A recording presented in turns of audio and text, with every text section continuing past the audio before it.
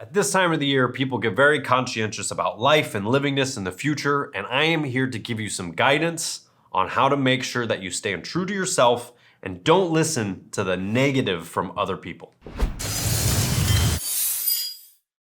Hi everybody, welcome to the channel. Happy holidays to you. As you can see, I am in Florida and winter has arrived. It's 55 degrees, so I had to bring out my sweater from its 11-month hibernation to be able to film today. So please pray for me, make sure I make it home safely.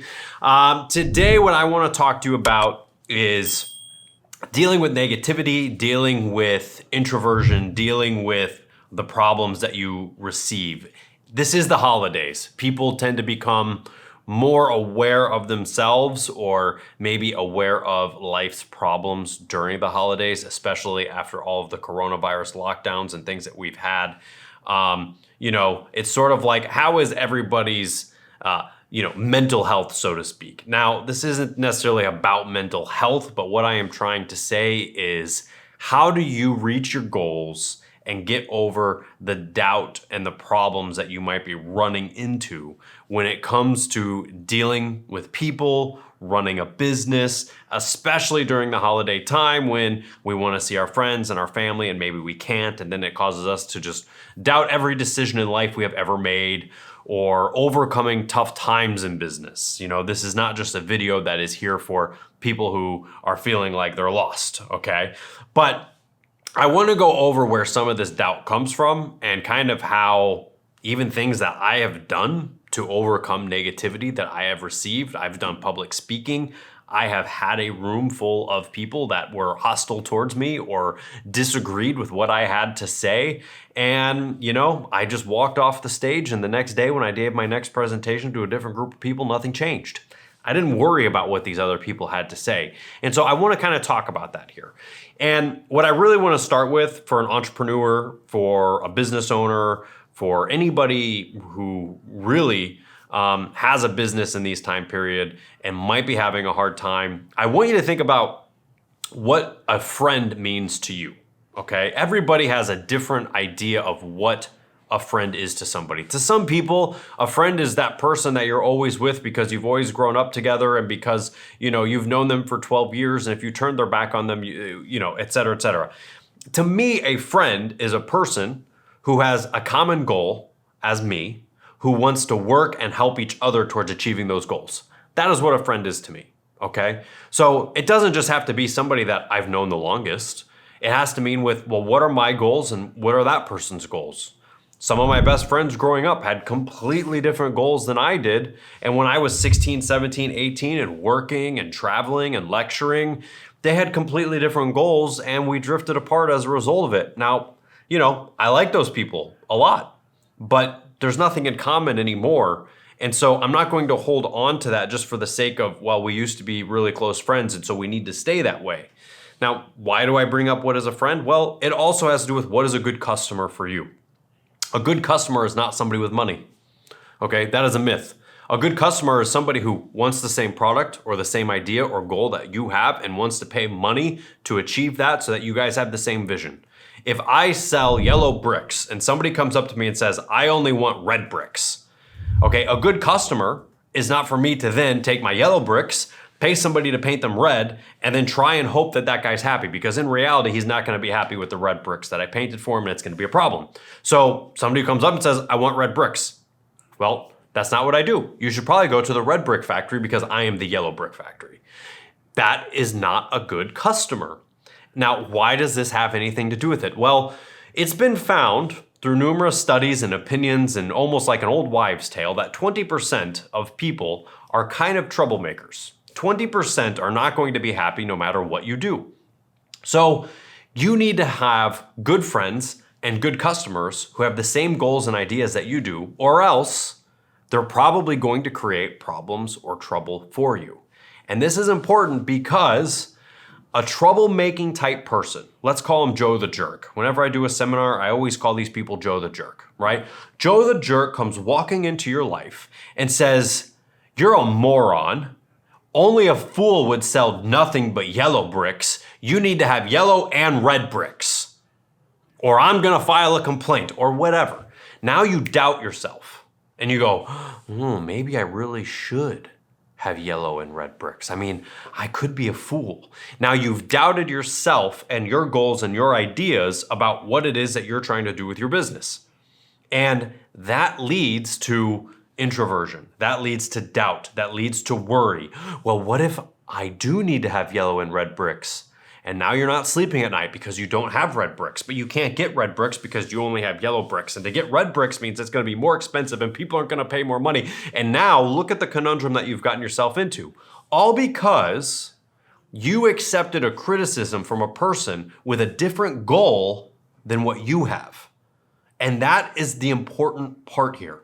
You are allowed to have whatever goal it is that you want. And if a person is making you wrong for whatever that goal is, then you should not be with them because they are not a friend and they are not a good customer. And that is what leads to doubt. That is what leads to people doing things in business that they know they shouldn't do. So I convince you to take my red brick order. You change your business, you do everything that you're supposed to do. Now you stock red bricks. Now I start jerking you around about the money. Oh, I don't know. I could buy red bricks cheaper from the guy across the street. Now I'm more of a problem than just the guy who told you should sell red bricks. I'm introducing more doubt, more worry, more insecurity. And now the environment is hostile to you. Now you feel like you have to do everything everybody else is doing. And this is the biggest problem that people have in business. They don't listen to themselves.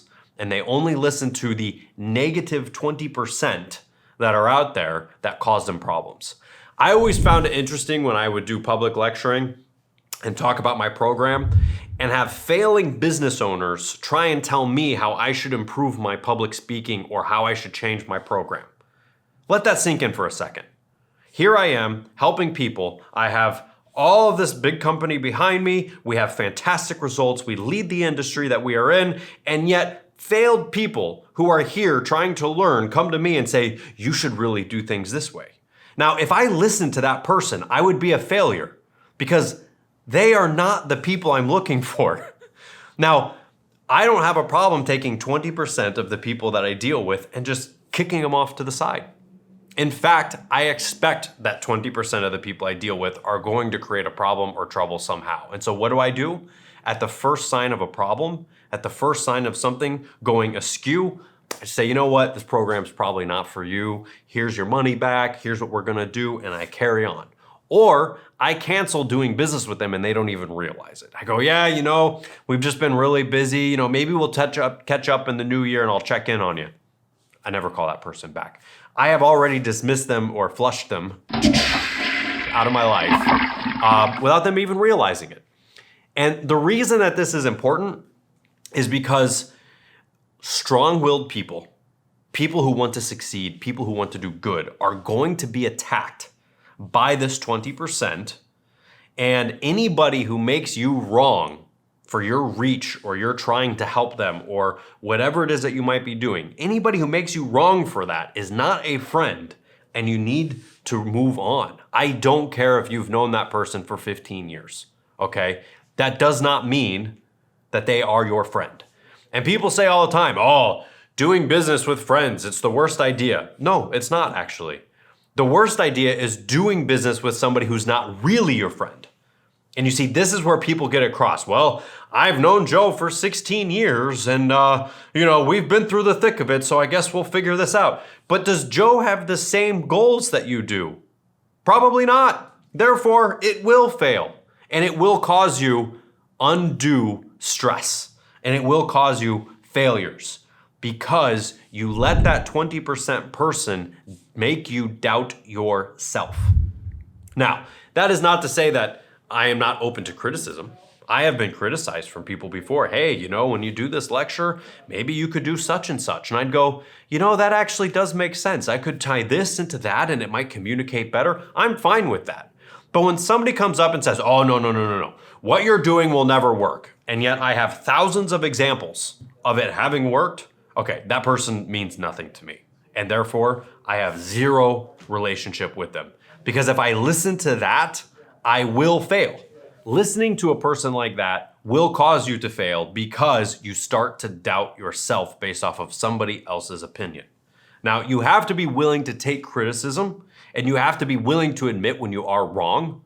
But I know that based off what my goals and purposes are in life, and I know so well that it works because I have 18 years of having done this job, dealing with people, communicating, being a public speaker, being a coach, being a mentor, being an entrepreneur. I've started 2 businesses this year.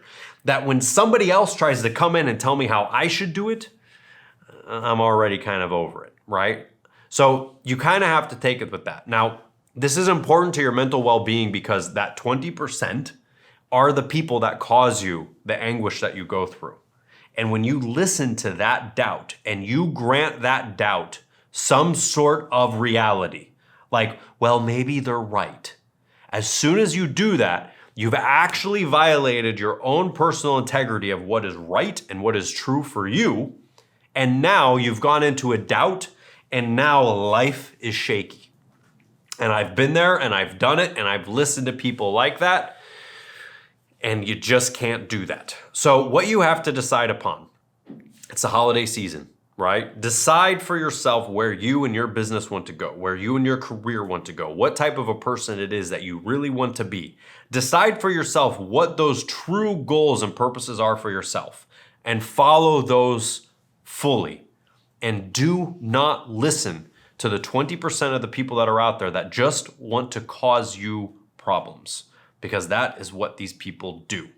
They cause problems everywhere they go, okay? It's not personal, but if you listen to it, you're done for. So if you made it this far, just know that next year and tomorrow can always be better than today if you just decide to make it that way and follow what is really true for you and what you believe.